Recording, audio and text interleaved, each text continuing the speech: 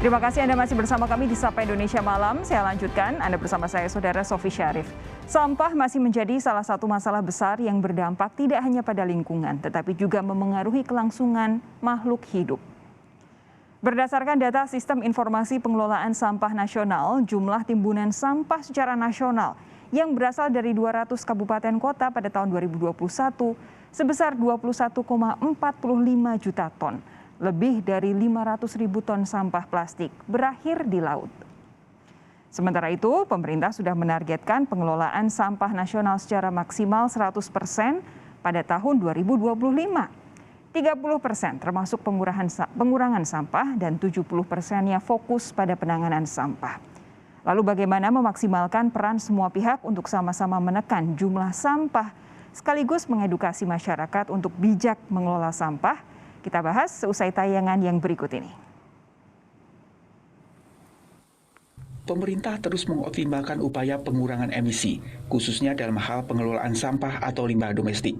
Tanpa disadari, limbah atau sampah domestik merupakan salah satu sektor yang berkontribusi dalam peningkatan emisi gas rumah kaca. Direktur Jenderal Pengelolaan Sampah, Limbah dan B3, Kementerian Lingkungan Hidup dan Kehutanan KLHK, sekaligus Ketua Tim Pelaksana Rencana Aksi Nasional Penanganan Sampah Laut, Rosa Vivin Ratnawati menyebut, salah satu fokus saat ini adalah pengelolaan sampah dari hulu ke hilir. Salah satu upaya konkretnya adalah dengan kampung iklim. Dalam hal ini kami bergerak di kampung iklim untuk bisa mereka mengelola sampah betul-betul. Dari pemilahan sampai kemudian bagaimana sampah itu bisa digunakan. Sementara dari sisi perhutanan sosial memang kami bekerja sama dengan Direktorat Jenderal Perhutanan Sosial kemudian membangun kampung iklim yang memang berada di daerah kawasan hutan untuk kemudian selain sampahnya juga kemudian perhutanan sosialnya. Berdasarkan data Sistem Informasi Pengelolaan Sampah Nasional, jumlah timbunan sampah secara nasional yang berasal dari 200 kabupaten kota pada tahun 2021 sebesar 21,45 juta ton. Bahkan Wakil Gubernur DKI Jakarta Ahmad Riza Patria mengatakan pihaknya berhasil mengangkut 121.433,53 meter kubik sampah dari sungai di Jakarta pada Oktober sampai Desember 2021 jika diumpamakan tingginya bisa melebihi Monas. Aktivis dan relawan pendiri Sungai Watch, Gary Benjicip, mengatakan Indonesia mempunyai 90 sungai yang termasuk sungai terkotor di dunia. Peran aktif pemerintah dan masyarakat sangat diperlukan untuk mengurai sampah dan akhirnya bisa membuat sungai kembali bersih dan ramah untuk seluruh makhluk hidup. Ada 90 sungai yang paling kotor di dunia. Berarti mungkin masih ada beberapa kerjaan harus di Pulau Jawa. The production of plastic will triple. Yeah. Berarti it's not going to go away. Kita punya beberapa kerjaan, tapi sekarang dengan pemerintah, dengan komunitas, dengan pemerintah daerah, kita harus masang beberapa jaring, nanti kerjaan ke hulu. Sebelumnya Presiden Jokowi sempat menargetkan pada 2025 sampah di laut Indonesia berkurang 70%. Indonesia juga akan memanfaatkan sampah sebagai salah satu bahan baku pembangkit listrik. Aksi penanganan sampah plastik laut hingga pembangunan pembangkit listrik berbahan baku sampah yang mengkonversi 1.000 ton sampah per hari menjadi 10 megawatt listrik.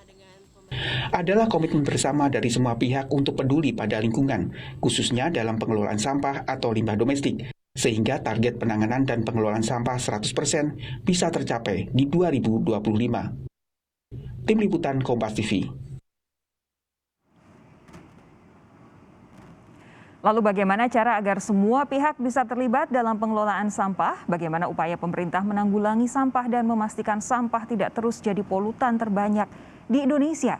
Kita bahas bersama kedua narasumber saya hari ini, Rosa Vivin Ratnawati, Dirjen Pengelolaan Sampah, Limbah dan B3 KLHK, sekaligus Ketua Tim Pelaksana Rencana Aksi Nasional Penanganan Sampah Laut, dan juga Nadia Mulia, Duta Diet Kantong Plastik. Selamat malam, Bu Vivin, selamat malam Mbak Nadia, sehat ya? Selamat malam Mbak Sofi. Oke. Selamat malam. Saya Selamat malam Mbak Sofi, Bu Vivin. Selamat malam Nadia. Terima kasih. Saya ke Bu Vivin terlebih dahulu. Bu Vivin, jadi sejauh ini bagaimana wajah pengelolaan sampah di Indonesia sih? Sudah Sejauh mana kemajuannya? Ya, saya juga mau menyampaikan Mbak Sofi bahwa hari ini tanggal 21 Februari kita memperingati Hari Peduli Sampah Nasional. Sebenarnya sejarah Hari Peduli Sampah Nasional ini tidak terlalu baik karena pada tanggal 21 Februari 2005 itu terjadi longsoran sampah di TPA Lewi Gajah di Bandung dan ledakan gas metan yang mengakibatkan 157 jiwa meninggal dunia. Bayangkan meninggal karena longsornya sampah pada saat itu. Nah, akibat dari kejadian tersebut maka pemerintah waktu itu bersama dengan DPR RI mempunyai inisiatif untuk menyusun Undang-Undang Pengelolaan Sampah tahun 2008, Undang-Undang 18 tahun 2008. Dan selanjutnya regulasi-regulasi yang dihasilkan cukup banyak. Kita melakukan pengelolaan sampah, sejak itu tidak kumpul angkut buang, tapi bagaimana dari hulu ke hilirnya. Dan pemerintah punya target dengan regulasi ini. Peraturan Presiden nomor 97 tahun 2017 menargetkan bagaimana sampah bisa dikurangi 30% dan 70% sampah bisa ditangani 100% di tahun 2025. Demikian Mbak Sofi. Tapi sejauh ini apa kemajuannya, apa pula kendalanya Bu Vivin? Kita cukup menghasilkan kemajuan yang cukup signifikan. Jadi selain itu juga kita tahu bahwa ada sampah dibawa ke laut.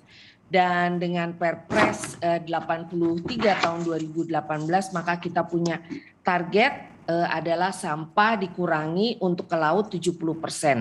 Dan Perpres tersebut 2008 dan sekarang 2018 dan sekarang adalah 2022. Kami menghitung sampai dengan tahun 2021 maka kita sudah menangani kebocoran sampah masuk ke laut itu kurang lebih 15,3% dari target 70% di tahun 2025 nanti. Demikian Mbak. Oke, nanti akan saya minta Bu Vivin elaborasi lebih lanjut, tapi saya mau pindah ke Mbak Nadia dulu.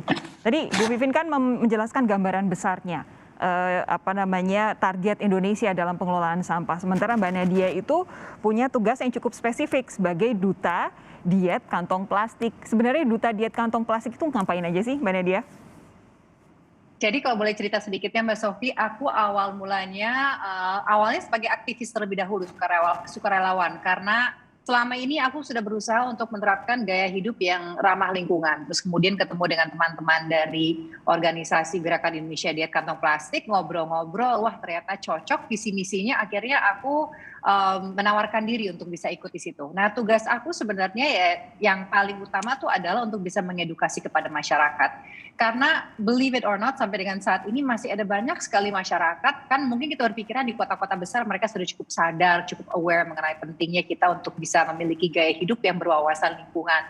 Tapi kenyataannya banyak sekali, gak usah masyarakat kota besar, di keluarga aku aja pun kadang-kadang aku juga harus mensosialisasikan hal itu begitu. Jadi tugas aku adalah menunjukkan bahwa perilaku kita memiliki dampak yang langsung berkaitan dengan lingkungan, dengan masa depan kita dan anak cucu kita, dan adalah the small changes yang kita lakukan hari demi hari itu yang akan mengakibatkan kita memiliki masa depan yang hijau. Jadi aku berusaha untuk bisa mengkampanyekan itu dengan bahasa yang mudah dipahami, dengan tips-tips yang aplikatif, dan juga selain itu tugasnya dengan tergabung di Gerakan Indonesia Diet Kantong Plastik, ya kita juga melakukan banyak sekali misalnya audiensi dengan pemerintah daerah.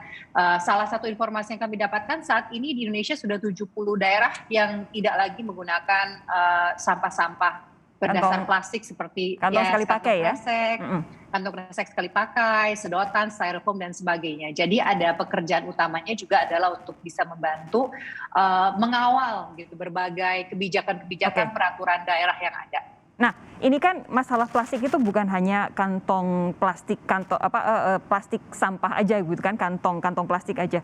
Apakah kemudian Mbak Nadia sebagai duta diet kantong plastik dan juga teman-teman aktivis lainnya ini sudah mulai merambah ke plastik-plastik sekali pakai lainnya dong ya pasti ya? Jadi sebenarnya kan ada banyak sekali organisasi di luar sana, ada yang Zero Waste Alliance, ada yang untuk bank sampah dan sebagainya. Jadi kita berusaha berkolaborasi tapi masing-masing dengan jalur kita sendiri begitu. Kalau dari kami sendiri adalah untuk bisa mengurangi, nah makanya saya suka namanya adalah diet kantong plastik, bukan puasa plastik. Karena kan memang kenyataannya adalah we need plastik. Ada beberapa plastik yang kita butuhkan untuk kehidupan kita, sikat gigi misalnya dan sebagainya. Tapi kan kita bisa membuat pilihan-pilihan di mana kita tidak lagi menghasilkan sampah-sampah plastik yang bisa kita avoid.